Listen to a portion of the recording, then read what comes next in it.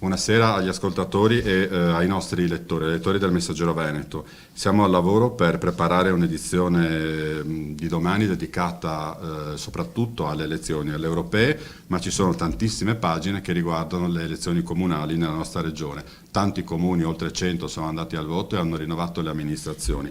E il nostro impegno di oggi è quello di dare domani tante informazioni proprio su quello che è cambiato in molti dei comuni della nostra regione, oltre alle novità che ci arrivano dalle urne per le elezioni europee.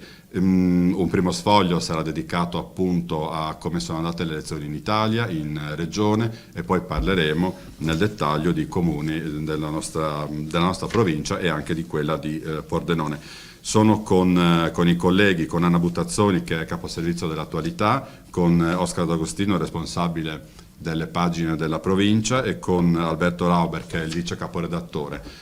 Allora comincerei da te, Anna. Il giornale, partiamo con uno sfoglio, con nelle parti generali, cosa ci mettiamo domani? Allora, nelle prime pagine troverete l'analisi del voto, partiamo dalle europee, ma naturalmente mescoliamo anche il voto nei comuni, perché se è vero che c'è stato lo tsunami della Lega, in alcuni comuni invece ci sono delle sorprese e cerchiamo appunto di analizzare il perché di questo voto.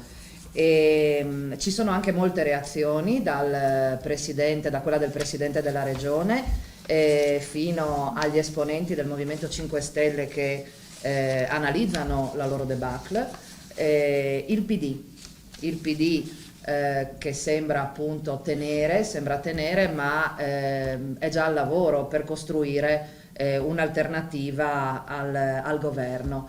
E poi naturalmente uno dei casi usciti dalle urne, che è il sorpasso di Fratelli d'Italia in regione rispetto a Forza Italia, che invece scompare. Tutto questo appunto è nelle prime pagine con le analisi e le reazioni dei protagonisti.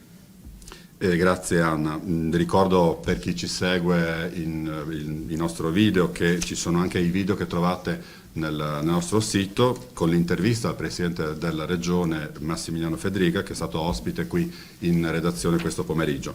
Nello sfoglio del nostro giornale avremo delle pagine che confezioniamo in sinergia con i colleghi della Stampa e appunto nella redazione di Torino, dove appunto saranno analizzati i dati a livello nazionale. E poi arriviamo appunto a casa nostra, ai nostri paesi. Oscar, sì. Cosa c'è? Abbiamo 9 pagine che dedichiamo ai principali paesi della provincia di Udine. Sono pagine che conterranno appunto l'intervista ai vincitori. Sono i comuni più importanti. Sono i comuni più della importanti, Udine. naturalmente Tolmezzo, Tavagnacco, ci sono i comuni Perché ci sono delle novità, Tolmezzo, Tenuto Brollo, Tavagnacco abbiamo il vice sindaco che l'ha spuntata sul sindaco, Aquilei, anche se c'è stata una breve parentesi di 5 anni con una giunta alla fine degli anni 90 a Comelli, la roccaforte della sinistra è stata sconfitta.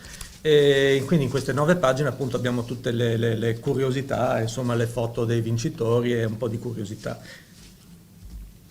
E poi Alberto, come prosegue lo sfoglio? Sì, non dimentichiamoci che abbiamo un grosso lavoro anche su Pordenone. I colleghi della nostra redazione produrranno altre 7 pagine che sono impostate, come abbiamo accennato adesso con Oscar. Ci sono comuni importanti come Porcia che è andato al voto. Porcia, l'unico comune sopra i 15.000 abitanti, poi abbiamo altri centri che analizzeremo uno per uno e come dicevo prima occuperanno 7 pagine.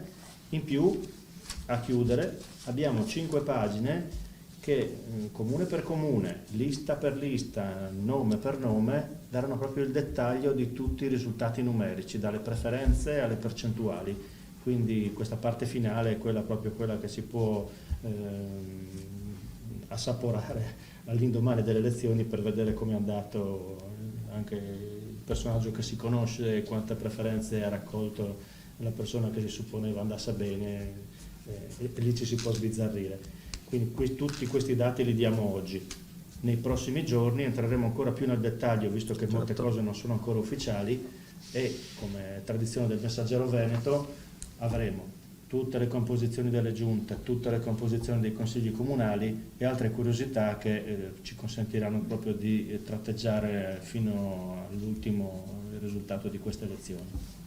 Grazie Alberto. L'ha detto Alberto e lo sottolineo anch'io, cioè tutti i candidati, e sono migliaia a questo punto perché sono andati al voto oltre 100 comuni della nostra regione, ogni candidato avrà accanto al suo nome le preferenze che è riuscito a racimolare in questa tornata elettorale. E ovviamente non mancheranno le pagine di cronaca anche domani, saranno ridotte rispetto alla normale foliazione perché abbiamo deciso di dedicare ampio spazio appunto a questo momento elettorale che è sempre un momento atteso nei nostri paesi.